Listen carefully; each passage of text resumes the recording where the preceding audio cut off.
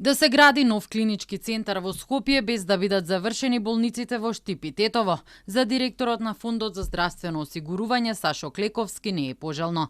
Премиерот Христијан Мицкоски најави дека новиот ултрамодерен клинички центар ќе почне да се гради наредната година на локација пред базенот Борис Трајковски, кој со подземен премин би бил поврзан со болницата 8 септември. Пред да стигнеме до клинички центар, верувам дека треба да направиме се што е возможно да видиме кои се регионалните капацитети. И тука не мислам дека секој град ќе треба да има болница, туку да видиме како ќе се движат пациентите од Бегалнички регион, најверојатно преку клиничката болница во Штип. Бидејќи ако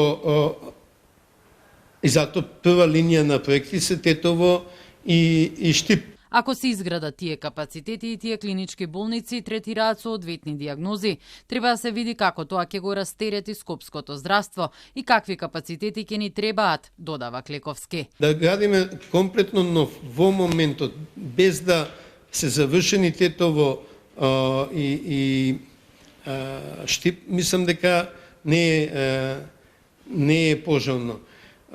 Сите што сте биле во надвор Скопје, знаете дека има многу празни болници, згради имаме во доволни количини. Во Куманово има 2 празни згради, здравствениот дом, во Битола неколку илјади квадрати. Ако овие болници преземат дел од пациентите што доаѓаат во Скопје, ќе се намали притисокот во Скопје, тогаш треба да се види подобрата организација како да се постигне.